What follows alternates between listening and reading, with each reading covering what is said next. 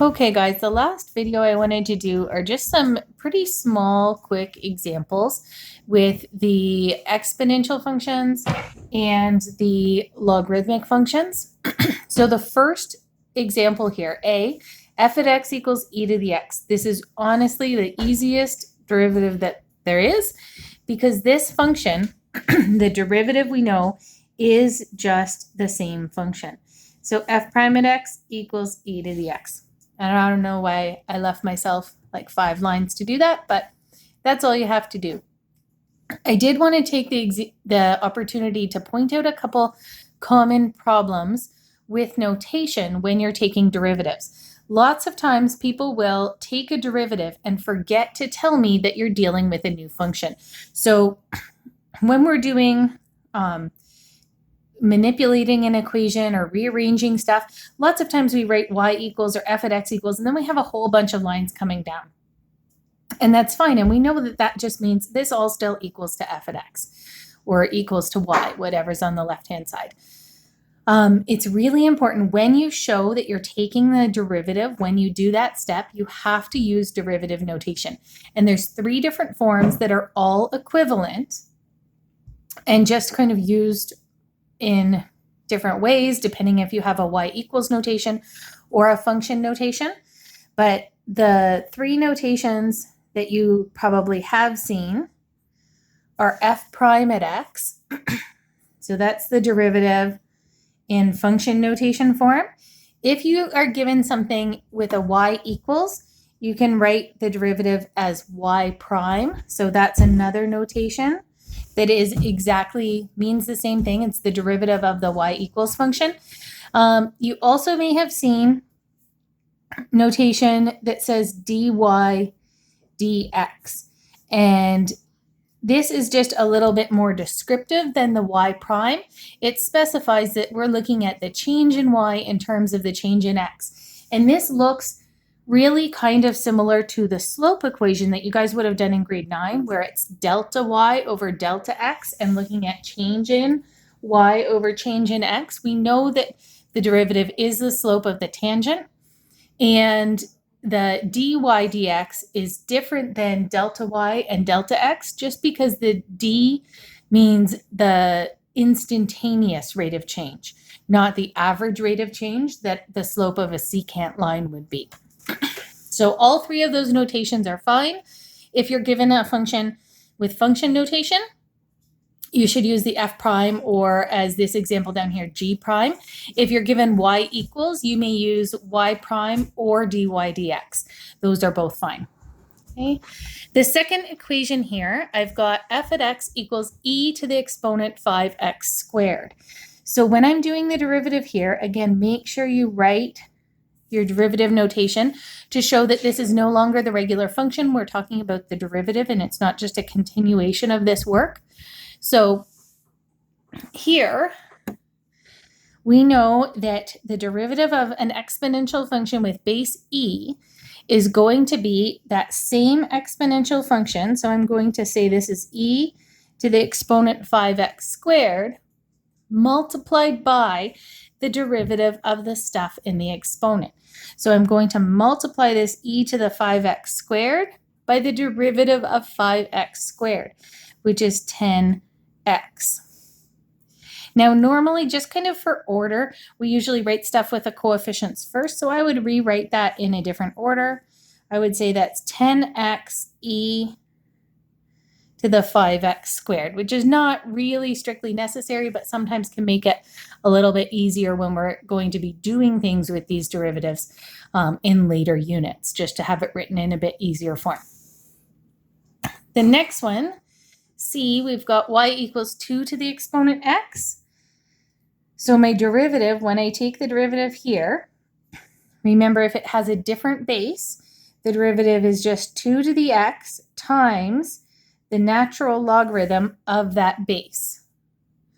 So again, I usually write my exponentials at the end because ln 2 is actually a constant value. So I would rewrite this with ln 2 as the coefficient times 2 to the x. And then D, we have g of x equals 5 to the exponent x to the 7th. So when we do the derivative here, we have to keep this the same, right? Just like we did here. And we're going to have to multiply by ln 5, just like we did with the ln 2, but we also have the derivative of the exponent. So the derivative here is keep all this stuff to the same, 5 to the exponent x to the 7. And then like we did here, it's kind of combining together this multiply by the derivative of the exponent. Plus, since the base is not e, we have to multiply by the natural logarithm of the base.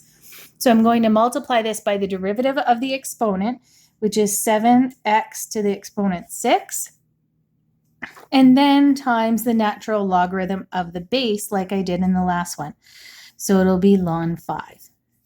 And again, I'm just going to kind of reorder that a little bit. 7 is just a coefficient.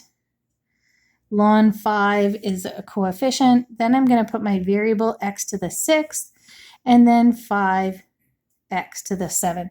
That's just kind of an organization preference thing. It didn't actually change much in the equation. The next one is another pretty straightforward derivative. If you have y equals ln x, the derivative of ln x, so this time I think up here I used y prime. Here I'm going to use dy dx. So the derivative of ln x is just 1 over x. Okay, in the next one, I have ln of root x. So I find it much easier to rewrite any radicals in exponential form. So I'm going to change this to x to the exponent 1/2. Now, notice I didn't put anything to the left of this equal sign. This shows that this is still just part of y. I haven't done the derivative yet. This is just writing the function in another form. When I take the derivative, now I'm going to write y prime equals, so the derivative of the natural logarithm is 1 over whatever is in that natural logarithm. So I'm going to write 1 over x to the exponent 1/2, and then I have to multiply this by the derivative of the stuff inside. So now I'm doing the derivative of x to the exponent 1/2. The exponent becomes the coefficient, base stays the same, and the coefficient is, the exponent, pardon me, is reduced by 1. So now it's x to the negative 1/2. I need to simplify this up a little bit. This x to the negative 1/2 would be an x to the 1/2 on the denominator, and that's going to combine with that other x to the 1/2, and my 2 is still on the bottom, so I have an x to the 1/2 on the bottom here. That x to the 1/2 is going to go on the bottom. So that's root x and root x. So it ends up being 1 over 2x. The last example is kind of squished in now a little bit at the bottom. I just wanted to show really clearly, which I kind of did here, where you would put the f at x equals and where you would put f prime. So this is a binomial times a binomial. So this is just something that you can take the derivative of pretty easily, but not yet if you have two things multiplied together. You guys don't know a rule for taking the derivative of two things that are multiplied together. So I would have to FOIL this out and write this in a different form. So if I expanded this, I would get 2x squared plus 5x minus 4x, so I'll get plus x minus 10. So notice I don't need to write anything on the left here because this is still the original function. When I take the derivative of this, now I'm writing f prime at x. So this tells me this is a new function. I'm not still dealing with the original function. Now I've got a derivative. And then you just take the derivative of each term. So that would be 4x plus 1. Okay. If you get something that's factorable as your final answer, that's always good form, but we'll be getting into that more in chapter 5.